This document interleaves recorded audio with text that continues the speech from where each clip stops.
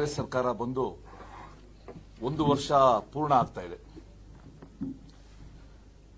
ಆದರೆ ನೀತಿ ಸಂಹಿತೆ ಇರೋದ್ರಿಂದ ಪಾಪ ಅವರಿಗೆ 1 ವರ್ಷದ ವಾರ್ಷಿಕೋತ್ಸವ ಮಾಡಲಿಕ್ಕೆ ಆಗ್ತಾ ಇಲ್ಲ.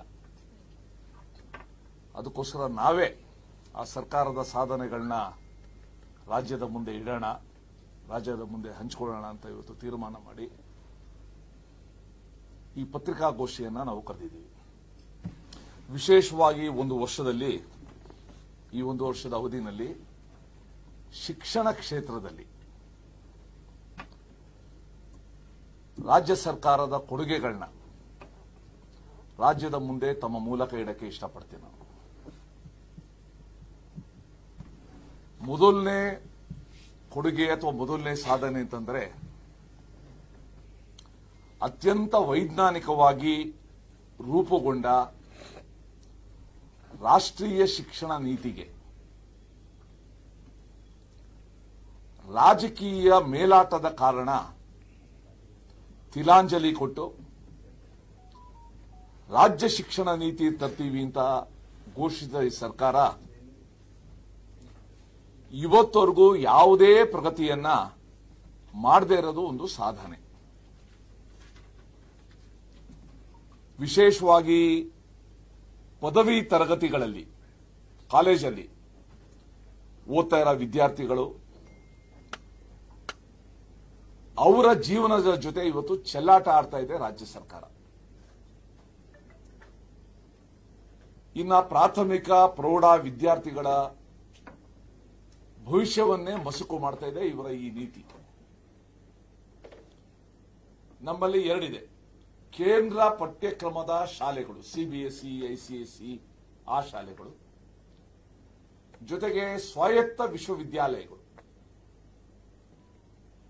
ಆ ವಿದ್ಯಾರ್ಥಿಗಳದ್ದು ಬಗ್ಗೆ ಒಂದು ನೀತಿ ಆದ್ರೆ, ನಮ್ಮ ಸರ್ಕಾರಿ ಶಾಲೆ, ಸರ್ಕಾರಿ ಕಾಲೇಜುಗಳಲ್ಲಿ ಓದ್ತಾ ಇರೋ ವಿದ್ಯಾರ್ಥಿಗಳ ಬಗ್ಗೆ ಇನ್ನೊಂದು ನೀತಿ. ಈ ಬಗೆಯ ನೀತಿ ನಮ್ಮ ಸರ್ಕಾರಿ ಶಾಲೆಗಳ ವಿದ್ಯಾರ್ಥಿಗಳ ಭವಿಷ್ಯದ ಬಗ್ಗೆ ಕಾಳಜಿ ಯಾರು ಮಾಡಬೇಕು,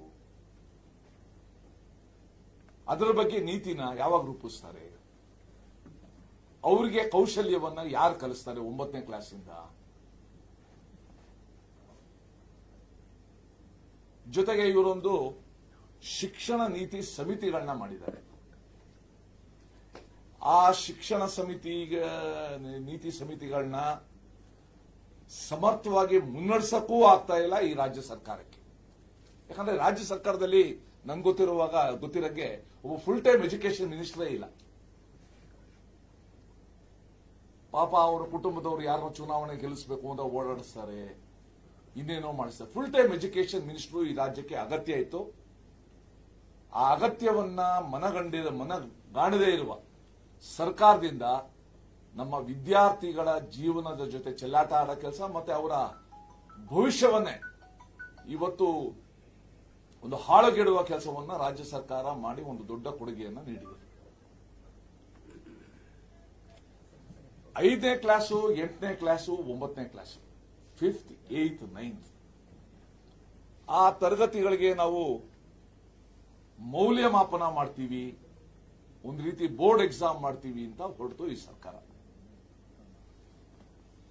ಮಾಡಕ್ಕಿಂತ ಮುಂಚೆ ಮಕ್ಕಳ ಜೊತೆ, ಪೋಷಕರ ಜೊತೆ, ಈ ಶಾಲೆಗಳ ಮುಖ್ಯಸ್ಥರ ಜೊತೆ ಒಂದು ಸಂವಾದ ಮಾಡಿ ತನ್ನ ಉದ್ದೇಶ ಏನು, ಯಾತಕ್ ಮಾಡ್ತಾ ಇದ್ದೀವಿ, ಇದನ್ನ ಸ್ಪಷ್ಟಗೊಳಿಸದೇನೆ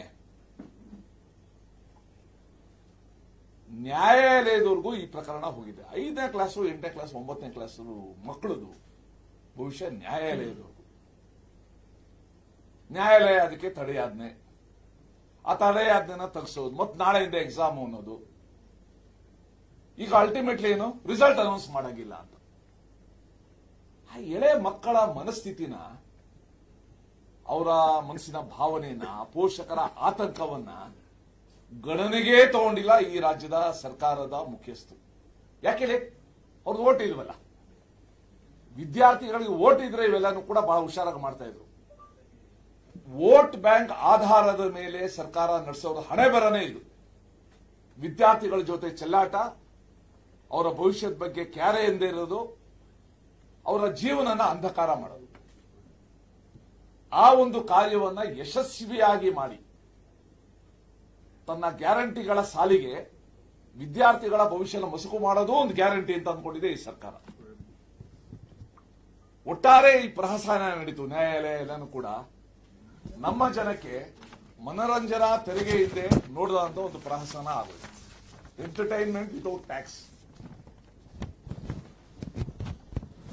ಇಷ್ಟೆಲ್ಲ ಆದ್ಮೇಲೆ ಆ ಮಕ್ಕಳಿಗೆ ಮುಂದೆ ಬಂದು ಮಕ್ಕಳಿಗೆ ಆ ಆತಂಕನ ನಿವಾರಣೆ ಮಾಡೋದು, ನಿಮ್ಮ ಮಕ್ಕಳಿಗೆ ನಿಮ್ಗೆಲ್ಲ ಈ ರೀತಿ ತೊಂದರೆ ಆಗಿದ್ದ ವಿಷಾದ ವ್ಯಕ್ತಪಡಿಸೋದು, ಅವರಲ್ಲಿ ಆತ್ಮವಿಶ್ವಾಸ ತುಂಬೋದು, ಯಾವ ಕೆಲಸನೂ ಕೂಡ ಈ ರಾಜ್ಯ ಸರ್ಕಾರದ ಸಚಿವರಿಂದ ಆಗಲಿಲ್ಲ. ಯಾವುದೇ ಪರ ವ್ಯಕ್ತಿ ಇಂಥ ಸಂದರ್ಭದಲ್ಲಿ he should lead from the front, ಮುಂದೆ ನಿಂತ್ಕೊಂಡು ಲೀಡ್ ಮಾಡಬೇಕು. ಯಾರು ಆತಂಕ ಮಾಡಬೇಡಿ, ನಾವು ಇದೀವಿ, ಇದಕ್ಕೆ ಪರಿಹಾರ ಹುಡುಕ್ತೀವಿ ಅಂತ ಧೈರ್ಯ ತುಂಬಬೇಕು. ಆ ಕೆಲಸ ಮಾಡಲೇ ಇಲ್ಲ. ವಿದ್ಯಾರ್ಥಿಗಳು ತಾನೆ ಅನ್ನೋ ಒಂದು ಧೋರಣೆ ಇದೆ. ಇನ್ನು ಮೂರನೇದು, ನಮ್ಮಲ್ಲಿ ಸಾಮಾನ್ಯ ಪ್ರವೇಶ ಪರೀಕ್ಷೆ ಇದೆ, ಸಿಇಟಿ, ಕಾಮನ್ ಎಂಟ್ರೆನ್ಸ್ ಟೆಸ್ಟ್.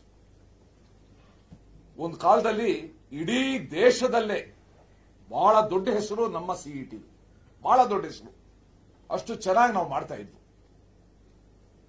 ಇವತ್ತು ಆ ಸಿಇಟಿನ ಹಾಳುಗೆಡುವಿರ ಕೀರ್ತಿ ಈ ರಾಜ್ಯ ಸರ್ಕಾರ. ಆ ಸಿಇಟಿ ಮಕ್ಕಳಿಗೆ ಪ್ರವೇಶ ಪತ್ರ ತಗೊಳ್ಳಿಕ್ಕೆ ಆಗಲಿಲ್ಲ. Server down, server down, server down. ಅದೆಷ್ಟು ಜನ ವಿದ್ಯಾರ್ಥಿಗಳು ನನಗೆ ಫೋನ್ ಮಾಡಿದ್ರು, ನಾನು ಆ ಮಿನಿಸ್ಟರ್ ಗಮನಕ್ಕೆ ತಂದನೋ ಲೆಕ್ಕನೇ ಇಲ್ಲ. ಓಕೆ, ಹಾಲ್ ಟಿಕೆಟ್ ಸಿಕ್ಕದ ಮೇಲೆ ಒಂದು ಜಿಲ್ಲೆಯವ್ರನ್ನ ಇನ್ನೊಂದು ಜಿಲ್ಲೆಗೆ ವಿದ್ಯಾರ್ಥಿಗಳು ಬರೀಬೇಕು. ಬೆಂಗಳೂರಲ್ಲಿ ಕೆಂಗೇರಿಲಿಲ್ಲ ಹುಡುಗ, ಅವನು ಬರಿಬೇಕಾಗಿರೋದು ಇಲಾಖಾದಲ್ಲಿ. ಯಾತಕ್ರಿ ಹಿಂಗೆ ಅಂತ ಕೇಳಿದ್ರೆ, ಸರ್ ಇದು ಪರೀಕ್ಷಾ ಅಕ್ರಮ ತಡೆಯೋದಕ್ಕೆ. ಪರೀಕ್ಷಾ ಅಕ್ರಮ ತಡಿಬೇಕಾದವ್ರು ಯಾರು? ಅಲ್ಲಿನ ಮೇಲ್ವಿಚಾರಕರು. ಇವ್ರದ್ದು ಇದೇ ಲಾಜಿಕ್ ಮುಂದುವರಿಸಿದ್ರೆ ಚುನಾವಣಾ ಅಕ್ರಮನ ತಡೆಯೋದಕ್ಕೆ ಮಲ್ಲೇಶ್ವರದ ವೋಟರ್ನ ತಗೊಂಡೋಗಿ ಉತ್ತರಳ್ಳಿಯಲ್ಲಿ ವೋಟ್ ಮಾಡು ಅಂತ ಹೇಳಬೇಕು. ಸೊ ಒಟ್ಟಾರೆ ಎಲ್ಲೆಲ್ಲೋ ಹೋಗಿ ಬರೆಯ ಒಂದು ಪರಿಸ್ಥಿತಿ. ಪ್ರಿಯಾಂಕ ಖರ್ಗೆ ಒಂದು ದೊಡ್ಡ ಗಲಾಟೆ ಮಾಡಿದಕ್ಕೋಸ್ಕರ ಆ ಜಿಲ್ಲಾ ವಿದ್ಯಾರ್ಥಿಗಳಿಗೆ ವಿನಾಯಿತಿ, ಆ ಜಿಲ್ಲೆಯಲ್ಲೇ ಬರೆಯೋದು ಅಂತ. ಬಟ್ ಅದನ್ನ ಬೇರೆ ಉಸ್ತುವಾರಿಗಳು ಮಂತ್ರಿಗಳು ಮಾಡಲಿಲ್ಲ. ಅವರೆಲ್ಲರೂ ಕೂಡ ಬೇರೆ ಬೇರೆ ಜಿಲ್ಲೆಗೆ ಹೋಗಿ ಬರೆಯುವಂತ ಒಂದು ಪ್ರಸಂಗ ಬಂತು. ಇದು ಒಂದು ಭಾಗ ಆದ್ರೆ, ಇನ್ನೊಂದು ಭಾಗ ಸುಮಾರು 240 ಪ್ರಶ್ನೆಗಳಲ್ಲಿ 57 ಪ್ರಶ್ನೆ ಔಟ್ ಆಫ್ ಸಿಲೆಬಸ್, 57 ಕ್ವಶನ್ಸ್. ಆ ವಿದ್ಯಾರ್ಥಿಗಳಿಗೆ ಅವತ್ತು ಕ್ವಶನ್ ಪೇಪರ್ ನೋಡಿದಾಗ ಆ ಎಕ್ಸಾಮಿನೇಷನ್ ಹಾಲ್ ಅಲ್ಲಿ ಏನಾಗಿರ್ಬೇಕು ಪರಿಸ್ಥಿತಿ? ಯಾರಾದ್ರೂ ಇದ್ರ ಬಗ್ಗೆ ಯೋಚನೆ ಮಾಡ್ತಾರಾ? How can they play games with these lives? ಈ ಮಕ್ಕಳ ಜೊತೆ, ಮಕ್ಕಳ ಭವಿಷ್ಯದ ಜೊತೆ ಯಾಕೆ ಚೆಲ್ಲಾಟ ಆಡ್ತಾರೆ? ಅದನ್ನ ಕೇಳಿದ್ರೆ ನಮ್ಮ ಕೆಇಎ, ಯಾವುದೋ ಒಂದು ಕರ್ನಾಟಕ ಎಕ್ಸಾಮಿನೇಷನ್ ಅಥಾರಿಟಿ, ಆ ಅಧಿಕಾರಿಗಳ ಧೋರಣೆ ಅಂತೂ ಇಷ್ಟು ವಿದ್ಯಾರ್ಥಿ ವಿರೋಧಿ ಧೋರಣೆ.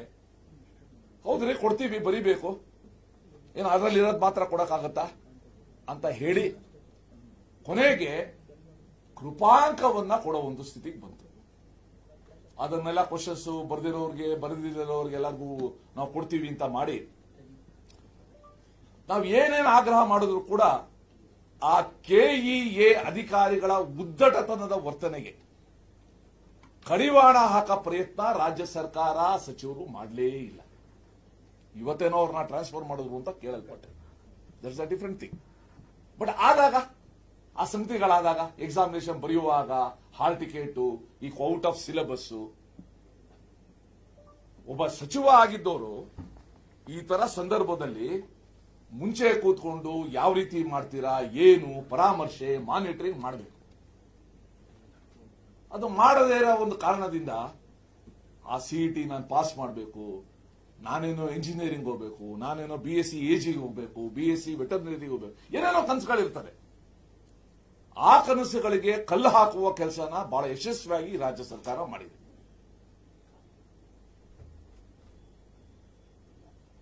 ಇನ್ನು ನೆಕ್ಸ್ಟ್ ಮುಂದಿಂದು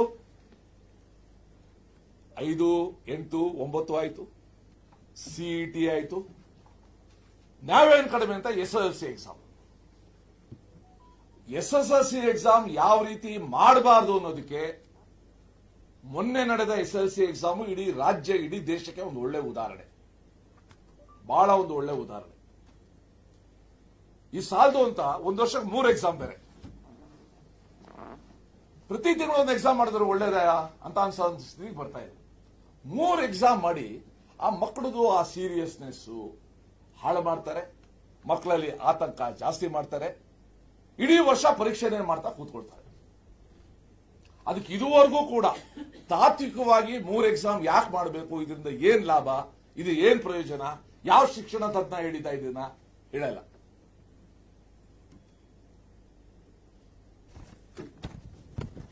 ಒಂದು ವೆಬ್ ಕ್ಯಾಸ್ಟಿಂಗ್ ಅಂತ ಮಾಡೋದು, ಏನು ಮಕ್ಕಳು ಕ್ಯಾಮ್ರಾ ಮುಂದೆ ಕೂತ್ಕೊಂಡು ಬರೆಯೋದು. ಅದೇ CET ತರನೇ ನಾವು ಮಕ್ಕಳು ಅಕ್ರಮ ತಡಿತೀವಿ ಅಂತ. ಅಂದ್ರೆ ಬರೋರೆಲ್ಲರೂ ಕೂಡ ಕಾಪಿನೇ ಹೊಡಿತಾರೆ ಅಂತ ವಿಶ್ವಾಸ ಇವರಿಗೆ.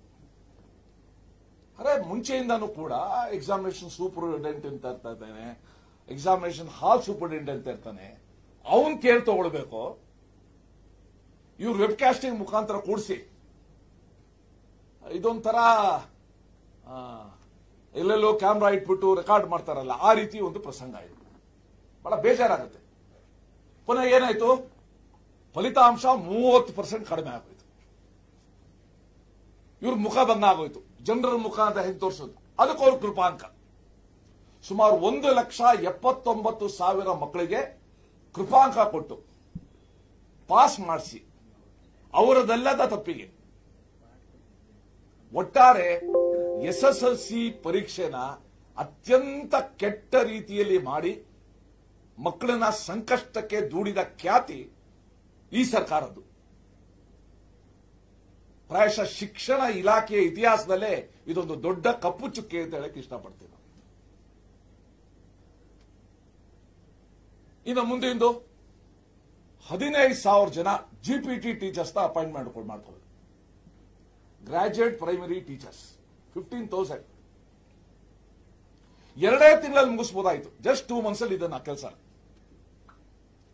ಇದುವರೆಗೂ ಕೂಡ ಅಸ್ತವ್ಯಸ್ತ ಮಾಡಿ, ಇದುವರೆಗೂ ಕೂಡ ಫೈನಲ್ ಲಿಸ್ಟು ಅವರಿಗೆ ಕೆಲಸ ಕೊಡದೇನೆ ಎಲ್ಲಾ ಶಾಲೆಗಳಲ್ಲಿ ಶಿಕ್ಷಕರ ಕೊರತೆ. ಈ ಶಿಕ್ಷಕರ ಕೊರತೆ ಇದ್ದಾಗ ನನ್ಗೆ ಗೊತ್ತು ಅನೇಕ ಶಾಲೆಗಳಲ್ಲಿ ಏನೇನಾಗಿದೆ ಅಂತ. ಅದನ್ನ ಮಾಡದೇನೆ ನಿರುದ್ಯೋಗಿಗಳಿಗೆ ನಾವು 2,000 ರೂಪಾಯಿ ಕೊಡ್ತೀವಿ ಅಂತ ಏನು ಹೇಳಿದ್ರು, ಪ್ರಾಯಶಃ ಅದನ್ನೇ ಇದು ಮುಂದುವರೆದ ಭಾಗ. ಇದು ಅವ್ರಿಗೆ ನೇಮಕಾತಿ ಕೊಡದೇ ಇರೋದು. ಇನ್ನ ಈ ವರ್ಷದ ಈ ಶೈಕ್ಷಣಿಕ ವರ್ಷ ಪ್ರಾರಂಭ ಆಗಕ್ಕೆ ಕೆಲವೇ ದಿನಗಳಿದೆ.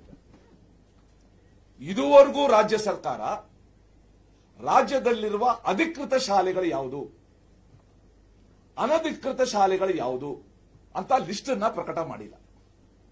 ಮತ್ತೆ ಪೋಷಕರು ಯಾವುದೋ ಸ್ಕೂಲ್ಗೆ ಸೇರಿಸ್ತಾರೆ, ಡಿಸೆಂಬರ್ ಜನವರಿ ಗೊತ್ತಾಗುತ್ತದು ಅನಧಿಕೃತ ಶಾಲೆ ಅಂತ, ಮತ್ತೆ ಪ್ರಾಬ್ಲಮ್ ಸ್ಟಾರ್ಟು. ಈ ವರ್ಷಕ್ಕೆ ಮನ್ನಾ. ನನಗೆ ಗೊತ್ತಿರಂಗೆ ಎಲ್ಲಾ DDPIಗಳಿಗೆ ಸೂಚನೆ ಕೊಟ್ಟು 3-4 ತಿಂಗಳಾಗಿದೆ, ನೀವು ಲಿಸ್ಟ್ ಅನ್ನು ಅನೌನ್ಸ್ ಮಾಡಬೇಕು ಅಂತ. ನಾನೊಂದು ಪತ್ರ ಬರೆದೆ. ನಾನು ದಯವಿಟ್ಟು ಈ ಲಿಸ್ಟ್ ಅನ್ನ ಸ್ಥಳೀಯ ಪತ್ರಿಕೆಗಳಲ್ಲೂ ಕೂಡ ಪ್ರಕಟಿಸಬೇಕು. ಸಾಮಾನ್ಯ ಪೋಷಕರಿಗೆ ಗೊತ್ತಾಗಬೇಕು, ನಾನು ನನ್ನ ಮಗನ ಯಾವ ಸ್ಕೂಲ್ಗೆ ಸೇರಿಸ್ತೀನಿ, ಅದು ಆಥರೈಸ್ಡಾ ಅನಾಥರೈಸ್ಡಾ, ಅದಕ್ಕೆ ರೆಕಗ್ನಿಷನ್ ಇದೆಯಾ, ಅಧಿಕೃತನ ಅನಧಿಕೃತ ಗೊತ್ತಾಗಬೇಕು. ಅದನ್ನು ಇದುವರೆಗೂ ಕೂಡ ಅವರು ಮಾಡಿಲ್ಲ. This shows scant respect for the children's rights. ಆ ಮಕ್ಕಳ ಹಕ್ಕದ ಬಗ್ಗೆ ಇವ್ರಿಗಿರುವ ಎಷ್ಟು ತಿರಸ್ಕಾರ ಇದೆ ಅಂತ ಒಂದು ಗೊತ್ತಾಗುತ್ತೆ. ಇನ್ನು ಕೆಲವು ಶಾಲೆಗಳು ಶೈಕ್ಷಣಿಕ ವರ್ಷ ಪ್ರಾರಂಭಕ್ಕಿಂತ ಮುಂಚೆನೆ ಸ್ಕೂಲ್ ಶುರು ಮಾಡ್ಬಿಟ್ಟು, ನಾ ಅದಕ್ಕೂ ಕೂಡ ಪತ್ರ ಬರೆದೆ. ನೋಡ್ರಿ, ಹಿಂಗ್ ಶುರು ಮಾಡ್ತಾ ಇದ್ದಾರೆ, ಬೇಸಿಗೆ ಕಾಲ, ಈ ಮಳೆ ಬಂದ್ಮೇಲೆ ನಮ್ಗೆ ಬಿಸಿಲು ಕಡಿಮೆ ಆಗಿದೆ, ಒಂದು ವಾರ 10 ದಿವಸದ ಮುಂಚೆ ಬೆಂಗಳೂರು ಹೆಂಗಿತ್ತು ಅಂತ ನಮ್ಗೆ ಗೊತ್ತಿದೆ, ಇಡೀ ರಾಜ್ಯ ಹೆಂಗಿತ್ತು ಅಂತ ಗೊತ್ತಿದೆ. ಅಂತ ಸಮಯದಲ್ಲಿ ಫೀಸ್ಗೋಸ್ಕರ ಶೈಕ್ಷಣಿಕ ವರ್ಷ ಶುರು ಹಾಕಿಂತ ಮುಂಚೆನೇ ಇವರು ಕ್ಲಾಸ್ಗಳು ಶುರು ಮಾಡಿದ್ರು. ನಾ ಅದನ್ನು ಗಮನಕ್ಕೆ ತಂದೆ ತಗೊಳ್ತೀವಿ ಅಂತಂದ್ರು. ಬಟ್ ಬಹಳಷ್ಟು ಖಾಸಗಿ ಶಾಲೆಗಳು ಶುರು ಮಾಡಿರೋದು ನಿಜ. ಅದನ್ನ ಕಡಿವಾಣ ಹಾಕಕ್ಕಾಗ್ಲಿಲ್ಲ. ಇನ್ನು ಮುಂದಿದ್ದು ಪಠ್ಯ ಪುಸ್ತಕ ಪರಿಷ್ಕರಣೆ. ಇದೊಂದು ಪ್ರತಿ ವರ್ಷ ಇವರು ಮಾಡಕ್ ಹೊರಟು ಕೈ ಸುಟ್ಕೊಳ್ಳೋ ಒಂದು ಕರ್ಮಕಾಂಡ. ಆ ಪಠ್ಯ ಪುಸ್ತಕ ಪರಿಷ್ಕರಣೆ ಏನಾಗಿದೆ ಯಾರಿಗೂ ಗೊತ್ತಿಲ್ಲ. ಹೊಸ ಪುಸ್ತಕಗಳು ಯಾವಾಗ ಬರುತ್ತೆ ಗೊತ್ತಿಲ್ಲ. ಬಂದ ಮೇಲೆ ಅದರಲ್ಲಿ ಏನೇನು ತಪ್ಪುಗಳು ಬರ್ತವೆ ಗೊತ್ತಿಲ್ಲ. ಶೈಕ್ಷಣಿಕ ವರ್ಷ ಪ್ರಾರಂಭ ಆಗ್ತದೆ. ಮಕ್ಕಳ ಓದಿನ ಬಗ್ಗೆ ಇವರ ರಾಜಕೀಯ ಮೇಲಾಟ ಏನಿದೆ, ಇದರಿಂದ ರಾಜ್ಯದ ಶಿಕ್ಷಣ ವ್ಯವಸ್ಥೆ ಬಗ್ಗೆ ದೊಡ್ಡ ಏಟು ಬೀಳ್ತಾ ಇದೆ. ಒಟ್ಟಾರೆ ನನಗನ್ಸುತ್ತೆ ದೇಶದ ಭವಿಷ್ಯ ರೂಪಿಸುವ ಶಿಕ್ಷಣ ವ್ಯವಸ್ಥೆಗೆ ಕಾಂಗ್ರೆಸ್ ಸರ್ಕಾರ ಮಾಡಿರುವ ಘನಂದಾರಿ ಅಪಚಾರ ಇದು ಅಂತ ಹೇಳಕ್ ಇಷ್ಟಪಡ್ತೀನಿ. ಅವರಿಗೆ ಇನ್ಕ್ಲಿನೇಷನ್ ಇಲ್ಲ, ಅವ್ರಿಗೆ ಟೈಮೂ ಇಲ್ಲ. ಈ ವ್ಯವಸ್ಥೆನ ನಾವು ಚೆನ್ನಾಗಿ ಮಾಡಬೇಕು, ನಮ್ಮ ಮಕ್ಕಳಿಗೆ ನಾವು ಒಂದೇ ಒಳ್ಳೆ ಬುನಾದಿ ಹಾಕಬೇಕು ಅನ್ನುವ ಒಂದು ಮನಸ್ಸೂ ಇಲ್ಲ, ಅದಕ್ಕೆ ವ್ಯವಧಾನನೂ ಇಲ್ಲ. ನಮ್ಮ ವಿದ್ಯಾರ್ಥಿಗಳನ್ನ ಮತ್ತೆ ಪೋಷಕರನ್ನ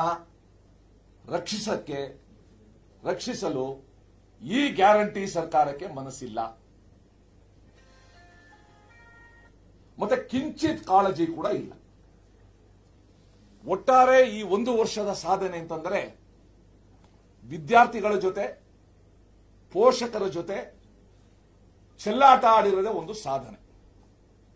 ಒಂದೇ ಒಂದು ಹಂತದಲ್ಲಿ ನಮ್ಮ ಮಕ್ಕಳಲ್ಲಿ ಆತ್ಮವಿಶ್ವಾಸ ತುಂಬಿಸೋ ಕೆಲಸ ಈ ರಾಜ್ಯ ಸರ್ಕಾರದಿಂದ ಆಗಲಿಲ್ಲ. ಒಟ್ಟಾರೆ ಒಂದು ವರ್ಷದ ರಿಪೋರ್ಟ್ ನೋಡಿದ್ರೆ ನನಗನ್ಸುತ್ತೆ ರಾಜ್ಯ ಸರ್ಕಾರ ಶಿಕ್ಷಣಕ್ಕೆ ಸಂಬಂಧಪಟ್ಟ ವಿಚಾರದಲ್ಲಿ 100 ಮಾರ್ಕ್ಸ್ಗೆ ಫೇಲ್ ಆಗಿದೆ. ಒಂದು 8 ಕೊಡಬಹುದಷ್ಟೇ. ಯಾಕಂದ್ರೆ ಪಾಪ ಸ್ಯಾಲರಿ ಕೊಟ್ಟಿದಾರಲ್ಲ, ಸ್ಯಾಲರಿ ಕೊಟ್ಟಿರೋದು ಬಿಟ್ರೆ ಬೇರೆ ಏನೂ ಮಾಡಿಲ್ಲ. ಸೊ ಸರ್ಕಾರ ಈ ಪರೀಕ್ಷೆಯಲ್ಲಿ ನಪಾಸ್ ಆಗಿದೆ, ಫೇಲ್ ಆಗಿದೆ. ಯಾವ ರೀತಿ ಸುಮಾರು 78 ಶಾಲೆಗಳು 0% ತಗೊಂಡಿದೆ, ಅದೇ ತರ ಸರ್ಕಾರ ಕೂಡ ಇದರಲ್ಲಿ ನಪಾಸ್ ಆಗಿರೋದು ಖಚಿತ. ಇದೊಂದು ಅತ್ಯಂತ ಖೇದಕರ ಒಂದು ಸನ್ನಿವೇಶ.